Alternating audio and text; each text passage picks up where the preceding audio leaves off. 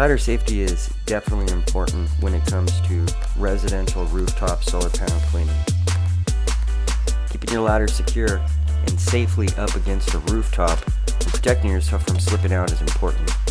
Right here I've taken a Husky storage strap, which connects to a C-clamp here, which we'll show in a second. But this wraps around one of the rings of the ladder and pulls close within so that it protects you and holds the ladder from slipping out.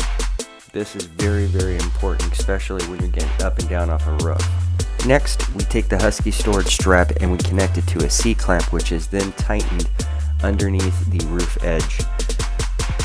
As you can see here, it is tightened pretty well and connected to that Husky storage strap, and then pulling tightly on the rung of the ladder, it properly secures the ladder in place, so there's going to be no movement and no slipping underneath you.